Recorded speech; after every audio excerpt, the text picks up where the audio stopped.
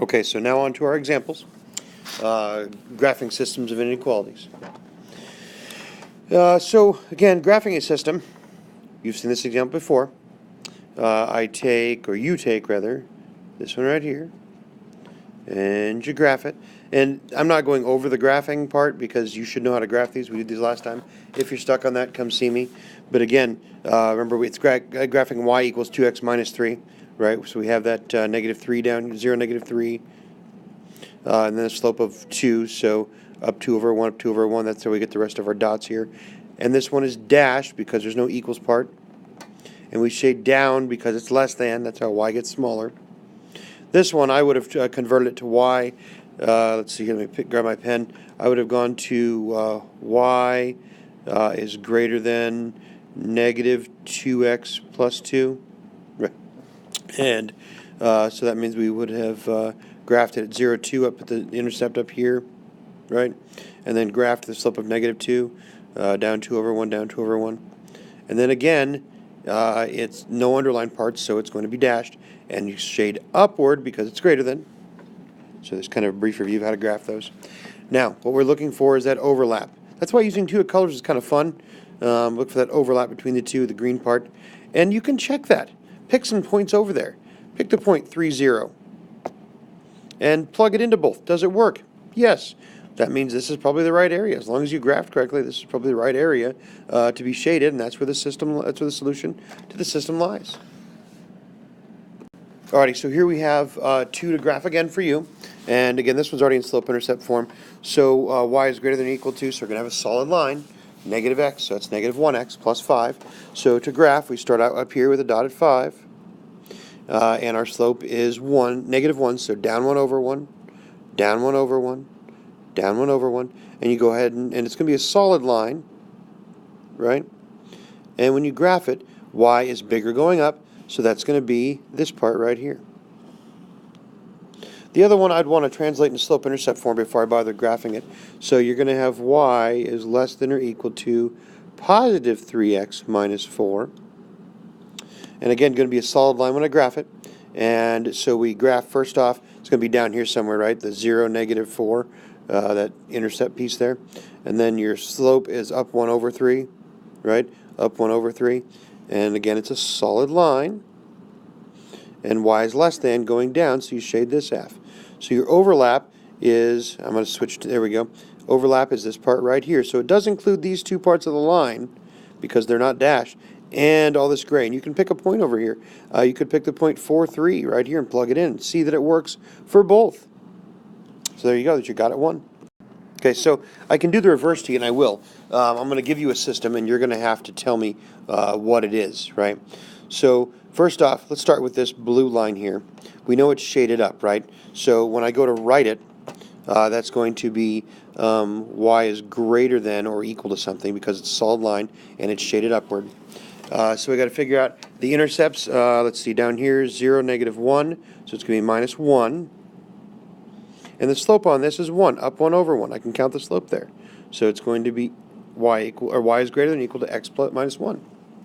So there's the first one. The other one I know is going to be it's shaded downward first, so it's going to be less than, and it's not going to be equals because it's a dashed line. So y is less than something. And I notice here that it intersects the y axis up here at 0, 5. So it's going to be plus 5. And then I count my slope. And this slope is negative 1/2. Down 1 over 2. Down 1 over 2, right? So negative 1/2 x. And those are all things that I expect that you're able to glean from a line by looking at it because we spent so much time on this. If you need to review that, you can go back over previous videos, previous lessons, and put all that back together if you need to in your head. So, alrighty. So anyway, this graph shows the intersection of these two lines, and I know that because I'm able to decipher that from the lines themselves. Alrighty, so let's start with the, both these are shaded down, by the way, so it's going to be y is less than something. The blue line is going to be y is less than or equal to because it's a solid line, so y less than or equal to something, and my intersection, or intercept, my y-intercept rather, is at 1, right here, 0, 1, so plus 1. And I notice here I have a positive slope. And my slope looks like it's up 1 over 2, so it's a slope of 1/2 here. So it's going to be y is less than or equal to 1/2 x plus 1. Now the red line is going down, so I don't have a negative slope. I also notice that it's a dashed line, so I'm going to have y is less than something, not less than or equal to. And it has the same y-intercept, that plus 1. And this one is going down 1 over 2, down 1 over 2. So it's going to be a slope of negative 1/2. So there's my two lines, or inequalities I should say. And the second part of that is the point where the boundary lines intersect a solution. So that one right here, that overlap. And the answer is no to that because it's dashed on one of those lines. So it's not technically part of the solution set. As with most topics, one of the things we get to do with these is use them for application. So story problems, loads of fun, right? It says here you are planning what to do after school. You can spend at most 6 hours daily playing basketball and doing homework. So 6 hours together, all together, at most. Remember that, so that's less than or equal to. You want to spend less than 2 hours playing basketball? You must spend at least an hour and a half on homework. I'd say more, but whatever. What is the graph showing how you can spend your time? So what we do, we're going to say that x is hours playing basketball. See those let statements, don't forget them. Y is the number of hours doing homework. Now we know that x plus y is less than or equal to 6. That's all the time you have. That's what it says right up here. We know that you're going to spend less than 2 hours playing basketball. So x is less than 2, not equal, x is less than 2. And we know you have to spend at least an hour and a half on homework. So y, that hours on homework, is greater than or equal to 1 1/2 hours. So you're going to graph them. Here is the x plus y is less than or equal to 6, and remember, shade down. Here is x is less than 2, and notice that's a dashed line, and less than is shading to the left. And here is y is greater than or equal to 1 1/2. It's a solid line because the equals piece, and you'll shade up.